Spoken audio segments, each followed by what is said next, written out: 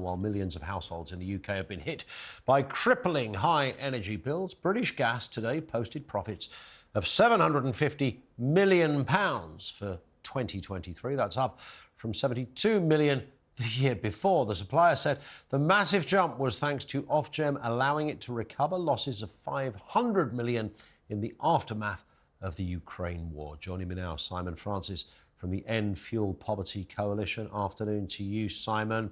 Well, there it is. There's apparently good reason behind it, and we should be a little more sympathetic to British Gas.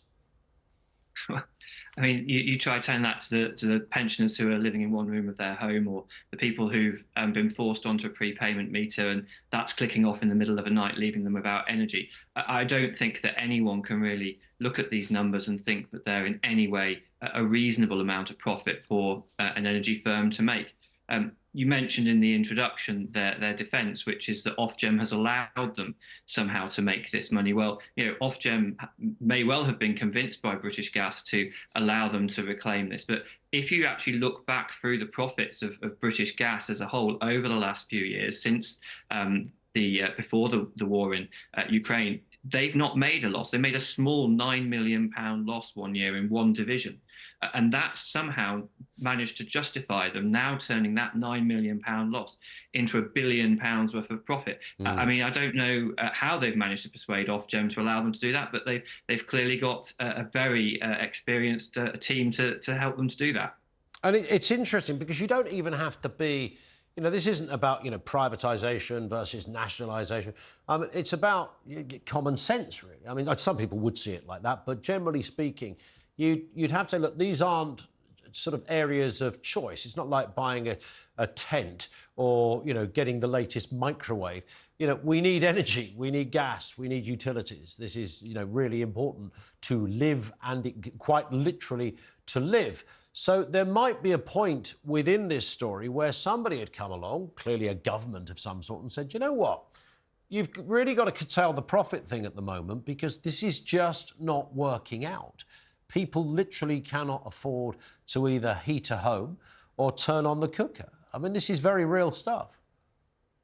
Absolutely. But in actual fact, the opposite has in fact happened in this case. And what we saw today is also figures published by the government that show that a third of households, so 9 million households, are spending more than 10% of their income after they've paid for their rent or their mortgage on their energy costs. That's an unsustainable amount of money. It's meant that people have cut back on their spending, and obviously that has now had an impact in terms of the recession figures that we've also seen today. But we're seeing people cut back in many, many different ways. We're seeing people rack up record levels of energy debt, and it is an entirely unsustainable situation. So what we need a government to do is, rather than take a back seat, is actually step forward, as you say, talk to the energy firms, get them to pay off energy debt, which has basically been built up because of this profit making that has gone on, and also look at investing far more in support for households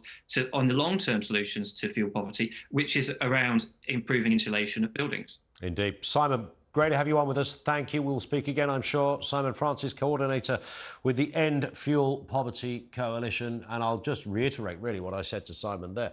I would say this as a capitalist, that clearly somewhere along the line, if energy bills are at such an extraordinary level, and there is talk of them going down later this year, I don't know whether they're going to go back to the good old days when you put, 30 quid away a month for your electricity, 30 quid for your gas. Jobs are good. And I know that goes back a bit. Stuff does go up in price.